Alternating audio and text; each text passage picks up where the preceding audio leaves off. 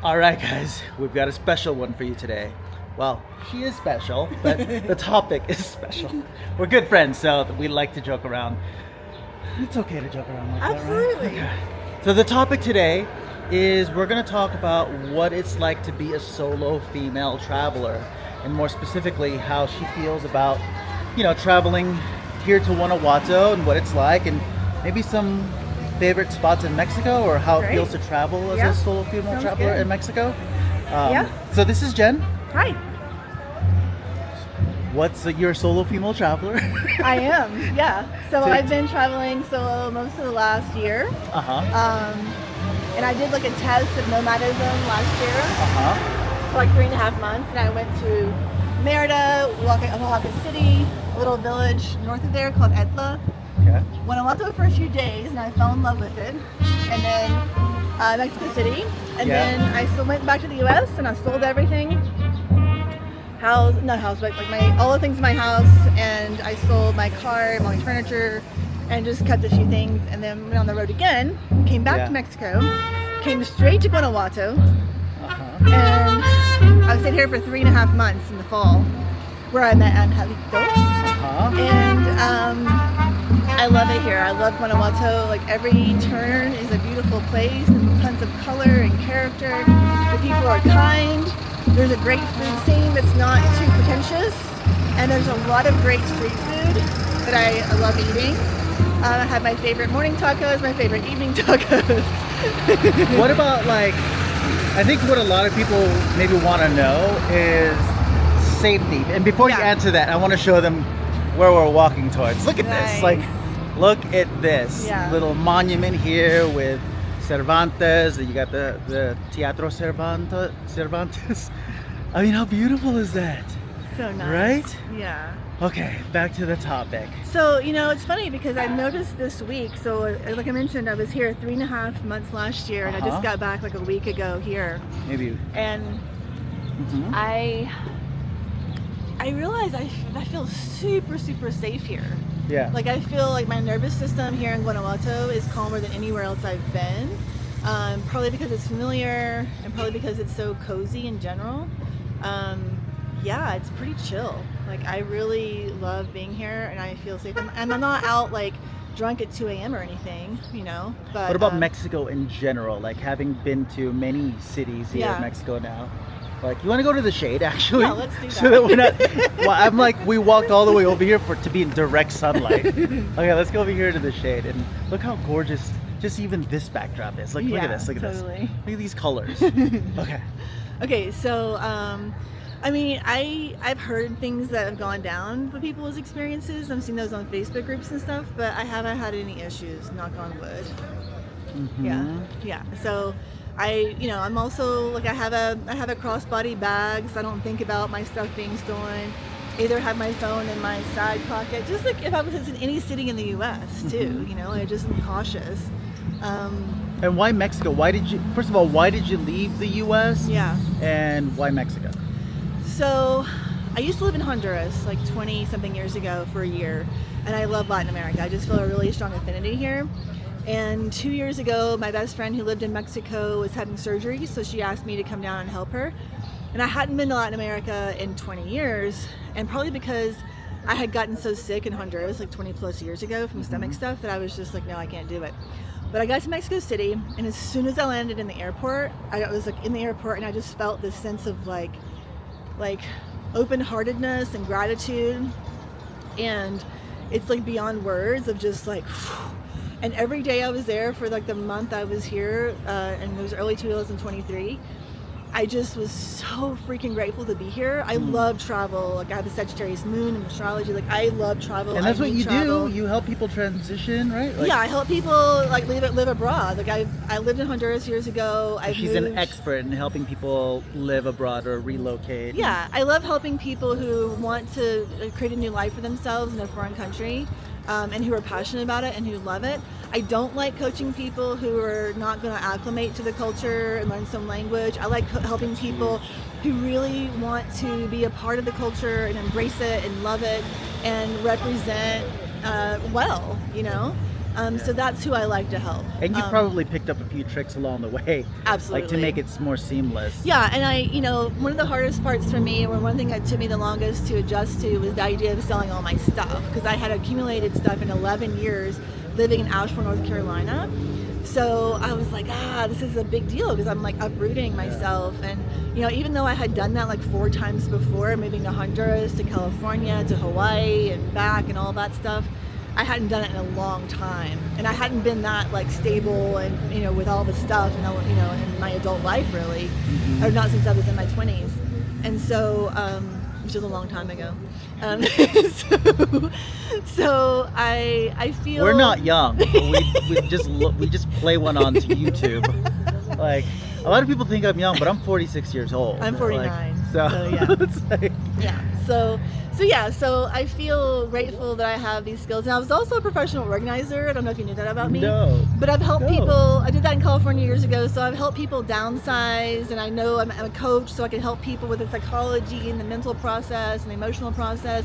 That's a big part of the mental process. Of creating the vision of, like facing the fears and moving toward the vision ultimately. What about like logistics? Do you help with that? Absolutely. I mean, I don't do the huge. logistics for them, but I help guide them through the process, because the bottom line is that it's overwhelming to think about like uprooting your life and living abroad. So to have somebody to support you along the way and to break things down with you and to take it step by step and have accountability and support along the way is a big deal. Like I had a lot of support in my process, and I am grateful for that. It made a big difference. And I think that, the reason why we're bringing this up now is like my audience, there's a lot of people who are wanting to get out of where they are right now, mostly the United States.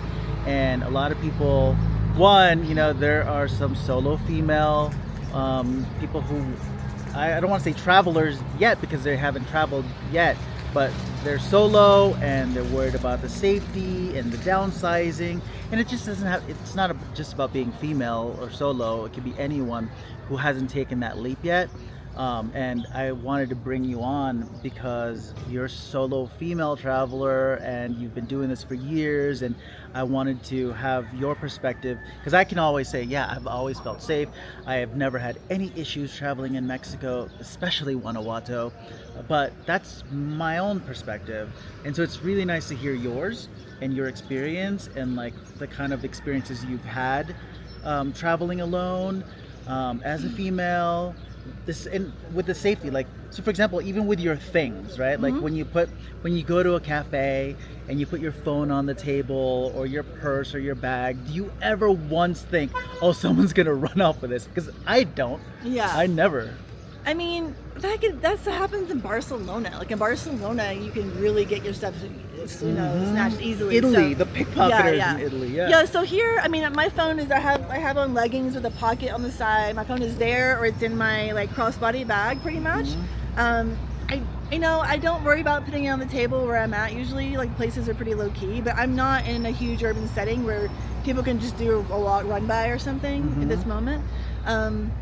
But I did want to address the question you asked me earlier, which is why I moved. So one of the things is that I think about my life in Asheville, and I have a lot of friends there, lots of community, but it's so car centric. And like people are so busy. Even now when I contact my friends there to schedule a call, it's like, okay, 2 weeks on a Thursday at 11 o'clock, And this morning I texted him and I was like, hey, how's this thing going? Blah, blah, blah. And he's like, hey, do you want to go get tacos right now? And I'm like, yeah, I'll see you there. So because we're meeting with subscribers who are in town, which by the way, we just left the coffee shop where we're all at. Nesto's entertaining them right now. We'll probably walk back and show you, but we were like, hey, let's film a quick video real quick. Yeah, absolutely. But here I find that, there's like a more chill vibe. There's more community connection. There's more focus. The time slows down. You can be more spontaneous, more easily. It's walkable. The city is so walkable.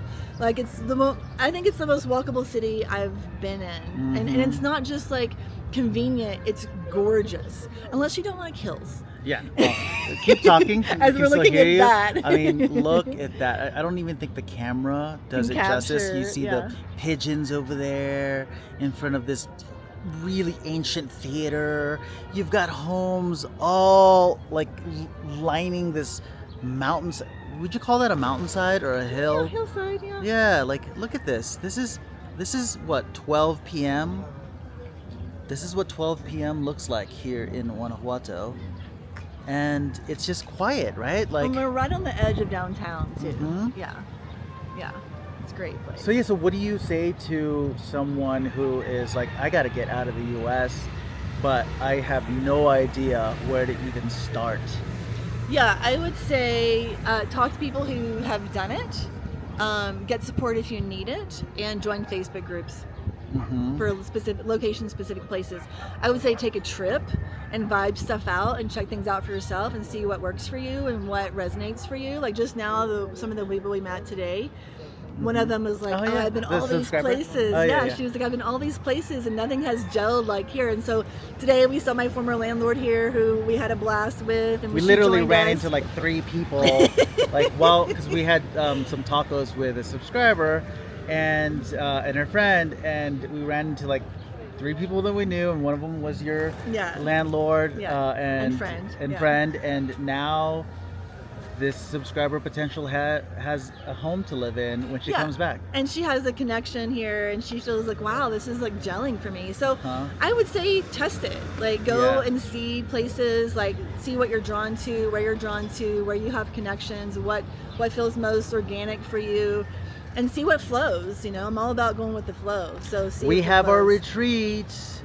We're actually getting ready for a retreat guest this weekend, where we help people acclimate to life in Guanajuato. Or if you want to be more online and you can't come now, I'm sure Jen can assist you in just getting your thoughts out and planning and making it real instead of having it all in your head right now And overwhelm, and yeah. overwhelm, and you're doing your research. You can skip the line and skip the process and just talk directly to someone or come to our house and just get the fast track, I guess. Yeah, and get I would support. call it, Like it's yeah. a big process and there's a lot to think about, and talking to people who've been there, done that is a big deal, you know, and different and with like lots of resources and ideas and things you don't know. And just for me, We're gonna walk back. supporting Oh, sorry. I like supporting people through the process of creating a new life, you know, and It really, big deal. what a perfect time to create a new life, right? With so Yeah. much uncertainty in the world. Absolutely. And you don't even know what's going to happen next Why week. not go for it?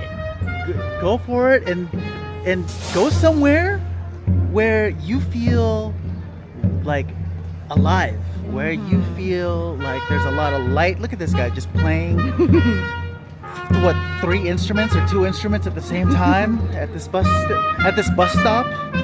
Like, this is what local life looks like here in Guanajuato. I mean, how beautiful is that, right? Like, just earlier, one of our subscribers was asking, like, so what does your daily life look like? And I was like, you're looking at it. This is what we do. Spontaneous tacos and spontaneous hot chocolate with croissants. It's not bad. Spontaneous conversations, spontaneous meetups.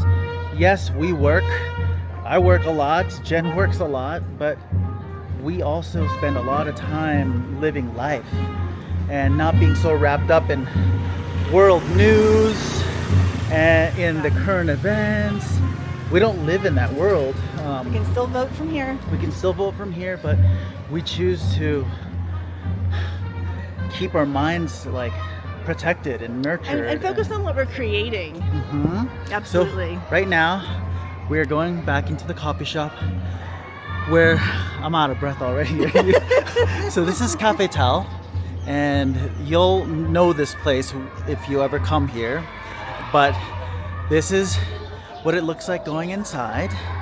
And we're just gonna surprise Nesto and the subscribers now. Jen, lead the way. We're upstairs.